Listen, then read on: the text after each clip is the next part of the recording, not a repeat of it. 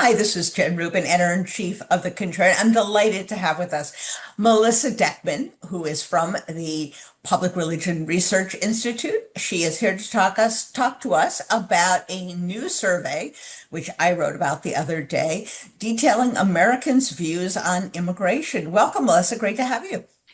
Great to be with you, Jen. Thank you. The poll shows a remarkable flip that despite the focus the president has had on immigration, despite his zeal for this, it seems to not be working with the American people in general.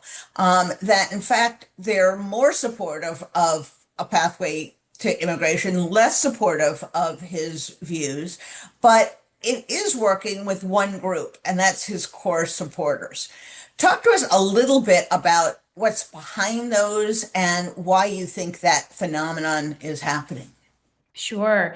I think, for me, the biggest takeaway from the survey is that the Trump administration's second term immigration agenda is mobilizing his base, particularly white evangelical Protestants and Christian nationalists, but it's really alienating a lot of other Americans across the board.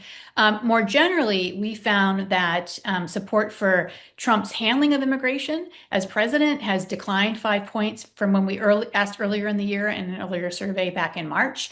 But we've seen declines across most groups when it comes to his support for that agenda, particularly independents, particularly Hispanic Americans.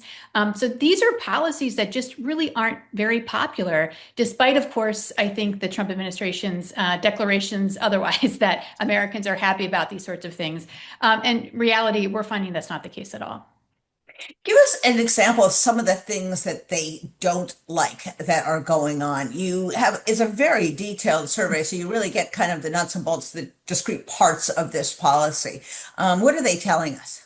Yeah, so we asked about a range of policies, including the deportation and detention of immigrants in the country illegally. We asked about whether we should be deporting immigrants in the country illegally who have not committed criminal acts.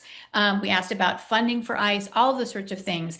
And remarkably, across all of those indicators, whatever those policies are, we're only finding maybe about a third of the country at most are supportive of those policies. And I think that's really a complete rejection of much of what Trump campaigned on and what he's actually putting into practice. And moreover, if you look at actually what he did campaign on some of those policies, remember that the campaign told us that, oh, we're only going to get rid of people in the country illegally who are violent criminals, right? That was a very big, I think, effective message for many voters, at least in America. But they're really doing the very opposite. And I think that what we're seeing really is sort of a reaction to the overreach of the Trump administration. And, Americans are watching on television. They're seeing sort of the violent mechanisms that ICE is using, and they're really not happy with it.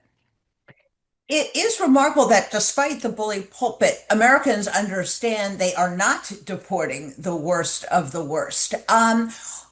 You nevertheless have noted that among his core supporters, which really overlaps with white Christian nationalists, these policies are very popular, so that 30%, maybe 90% of his base.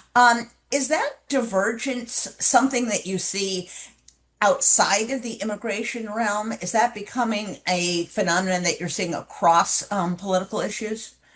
Yeah, a lot of pundits, a lot of analysts are pointing to polarization that we see between Democrats and Republicans on a range of issues.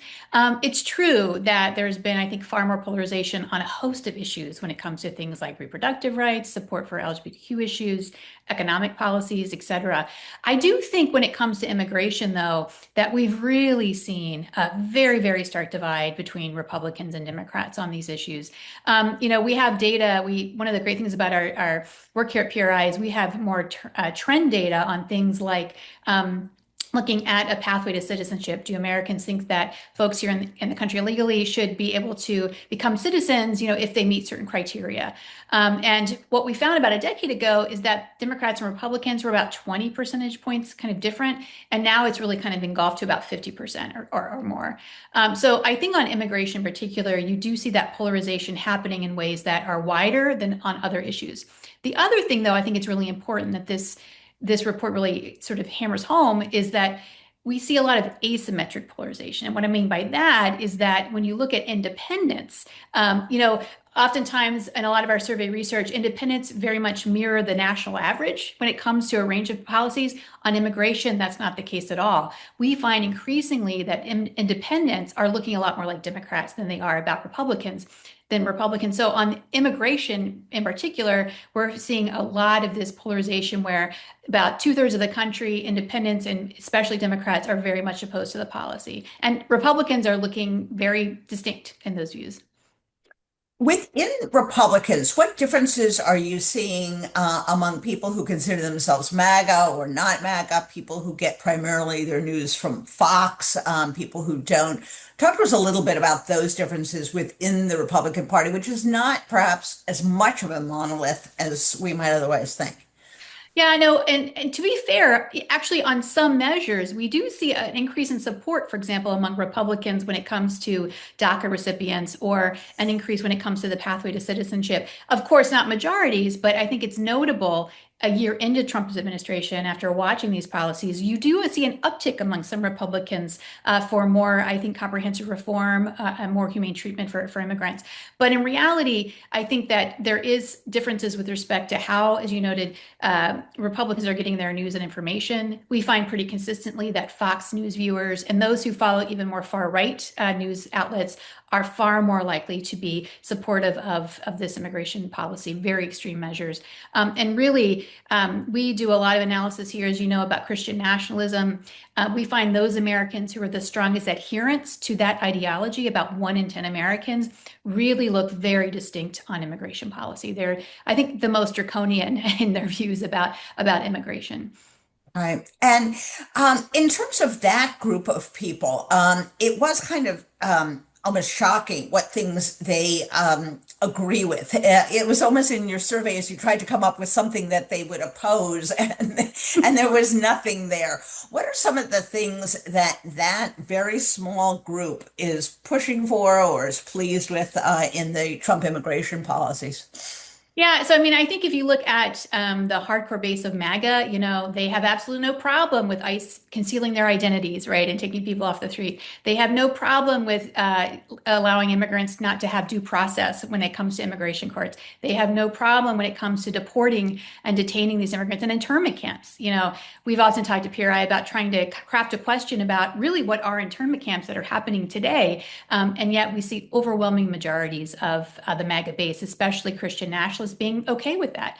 I think also, too, a way that the MAGA base is distinct from other groups in society, and even I think some more moderate Republicans, is on birthright citizenship. As we're hearing, the Supreme Court has decided to hear a case that will examine Trump's executive order challenging birthright citizenship, but yet we see that here the MAGA base is solidly opposed to this fundamental, constitutional concept. Although, more generally, even I think some Republicans are a little hesitant to go that far across the country, but not the MAGA base, and certainly not Christian nationalists. Been for some time that the intensity was all on the Republican side. When you looked at immigration, it was the most important issue. When you asked some of these questions, it really showed how they prioritized the issue, not unlike gun rights, perhaps. Is that still the case, or are you seeing the intensity of views on the other side increase? We did ask a question about viewing immigration as a critical issue. You're right. Our data has shown pretty consistently, especially leading up to the presidential election, that Republicans listed immigration near the top of their critical list of concerns. We've seen, in fact, that decline with this report. So the percentage of Republicans, has dropped in terms of viewing immigration as a critical issue compared to others. And correspondingly, we've seen it actually rise among Democrats, because I think there is alarm among many Democrats that you're seeing this kind of rise in it as a salient sort of issue. Not as high as I think immigration has been historically for Republicans, but I think what you're seeing is that a lot of Republicans are happy with what's happening now. And so they're not viewing it as, I think, a referendum, say, on the Biden administration's performance with immigration. So it's decreased, I think, as an issue of salience for them. Got it. So going forward, if you had to sum up what Americans are in for and what they're against. In other words, you had to create a policy not on the merits necessarily or not for any particular outcome, but just to reflect what the vast majority of people agree with. What would that look like? What would elements would be in there that borrowing from this question, borrowing from that question, what would that amount to? Yeah, I think about the Gang of Eight. Remember about a decade ago when you had some sort of Yes. movement toward having comprehensive immigration reform, where we allow people that have been in the country here, maybe not having documented papers, but we allow them a mechanism to, in fact, become citizens. So I think there's broad support for a pathway to citizenship for most Americans, increasing, in fact, in the last year. There's broad support for dreamers, those folks who came here as children and who essentially effectively are Americans for all intents and purposes. And so there's broad support, I think, for allowing those dreamers to become citizens. There's, I think, broad support, also for getting rid of ICE and the tactics that are being used by ICE, which many people are really, I think, understandably alarmed by. So I think all of this is to say is that a lot of Americans might say that perhaps in the last administration there were problems at the border. There were, I think certainly many border states were having experiences where they were spending too many resources, on people who are undocumented. That's all, I think, really largely not what's happening now. There's just been such a more severe crackdown on people who are nonviolent criminals. You have, I think, the separation of families once again that you had in the first Trump administration. All of those sorts of things are not popular at all with the US population. I think what they'd rather see is a system that is comprehensive and that makes sense and that really is more humane. And one of the things that really was kind of interesting about this was the degree to which they kind of perceive what the administration is actually doing, the difference between what he ran on and what he is now doing. We sometimes, I think, underestimate the ability of Americans to figure out, among the noise, but they seem to have a pretty good grasp on what is actually going on. Yeah, I mean, I was struck really by the number about deporting Americans, deporting immigrants in the country who are undocumented, who committed no violent crime. Only about 30% of Americans agree with that, just 3 in 10. That's kind of a consistent finding. About 3 in 10 Americans are supportive of most of these elements of the Trump agenda when it comes to immigration. But yet, that of course, Trump ran on something different, and we see in practice, they're deporting lots of folks here, including, trying to deport citizens as well. So it's really what we're seeing is not necessarily what Trump promised when he was running for president with respect to immigration. I think many people thought immigration would be a big factor, a big theme of his administration, but the overreach and the mechanisms that are frankly been declared illegal by a lot of judges, right? And it's kind of working its way through the system here. That's nearly not what I think most voters signed up for. Well, it is a fascinating survey, folks, and politicians can read the polls too. So it'll be interesting to see, first of all, how this affects elections, and secondly, how Republicans react when they see some of those, particularly Republicans who are maybe in seats that aren't so safe. So thank you so much, as always. We always enjoy the data. This, folks, is a huge survey, over 5,500 people. So the margin of error is very, very small, and it really gives you an insight into what's going on. So thank you so much. We'll look forward to the next survey. They're always enlightening, and happy holidays. Thank you. Same to you, Jen.